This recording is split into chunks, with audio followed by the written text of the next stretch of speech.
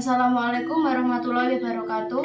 Saya Marsha Dwi Ayundya Putri. Saya Diva Mitalia Putri. Kami dari SMA Negeri 3 Nganjuk, kelas 10C, akan mewawancarai proses pembuatan wayang kertas untuk proyek penguatan profil pelajar Pancasila tema kearifan lokal. Kepada Mas Karis dipersilakan memperkenalkan diri.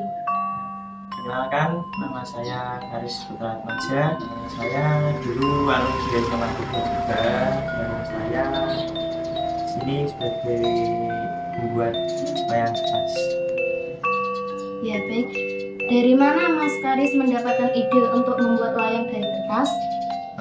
Sebetulnya mendapatkan idenya itu dari melihat konsumsi publik tentang survei dulu. Jadi kalau wayang kulit itu kan harganya juga agak mahal karena prosesnya juga panjang.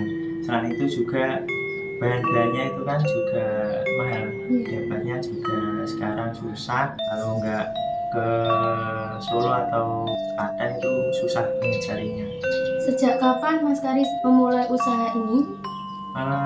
Saya mulai usaha ini sebetulnya dari mulai belajar, mulai kelas 2 MTS mulai belajar, dan berani menjual karya itu sekitar kelas 1 SMA kalau nggak salah.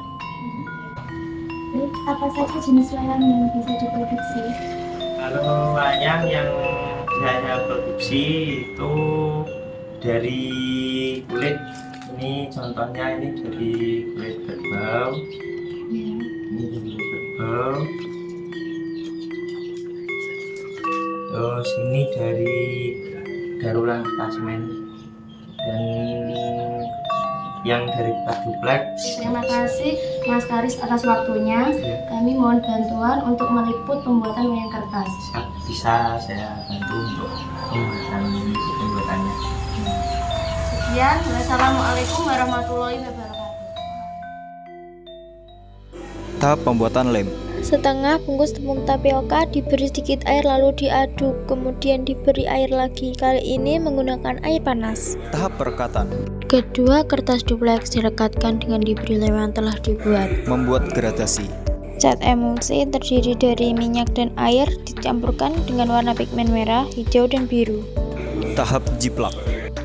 Menggambar sketsa wayang di kertas. Bagian tengah antara kertas sketsa dan dupleks diberi kertas karbon sebagai media transfer sketsa pada kertas dupleks. Tahap pemahatan. Jenis alat pahat yang digunakan yaitu pahat ratas dan pahat pungku. Pahat ratas digunakan untuk menjangkau bagian yang besar. Pahat pungku digunakan untuk menjangkau bagian yang bulat. Teknik memahat dipilih agar tidak tertinggal jejak setelah proses pemotongan. Jika menggunakan alat lain, kemungkinan hasilnya akan tidak rapi. Ngapangi. Pemahatan sisi pinggir wayang. Teknik ini disebut dengan teknik ngapangi. Memang cukup sulit bagi pemula karena memahat sendiri harus butuh kesabaran. Karena pada pemahatan ini tumpuan perlu untuk digeser agar jejak pindahan tidak terlihat. Bedahan. Pemahatan ini disebut dengan bedahan, meliputi pemahatan mata, hidung, mulut, dan telinga sehingga terbentuk karakter tokoh wayang. Isen. Tahap pemahatan yang terakhir yaitu bagian dalam wayang. Hasil dari isen sendiri biasanya digunakan untuk menambah detail pada busana yang digunakan tokoh wayang. Hasil pahatannya jadi seperti ini. Pahatan pada tokoh Semar sendiri tidaklah cukup sulit dibandingkan dengan tokoh wayang lainnya. Tahap pewarnaan wayang. Sebelum dicat, wayang diberi cat warna putih terlebih dahulu sebagai warna dasarnya. Proses ini disebut dengan proses putih. Jarik dibuat dengan motif bunga karena akan terlihat lebih sederhana.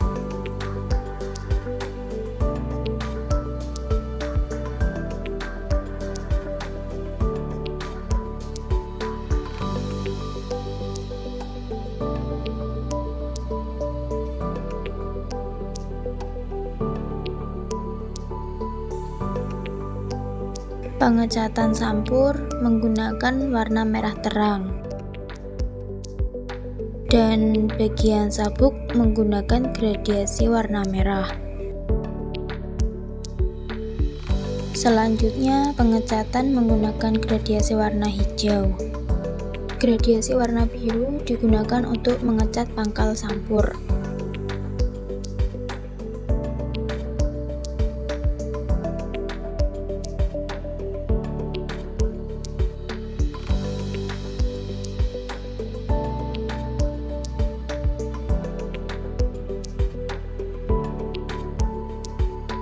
Setelah pengecatan badan dan lain-lain, kurang lebih hasilnya seperti ini.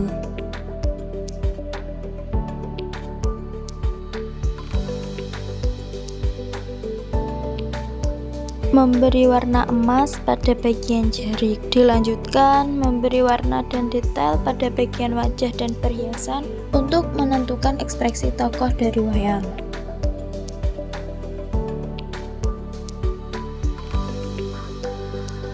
Proses terakhir. Tahap terakhir dari penyelesaian wayang ini sendiri memperjelas wayang dengan memolesi lem pada permukaan wayang. Setiap sisi engsel lengan wayang diberi lubang agar dapat disambungkan dengan bagian lengan lainnya.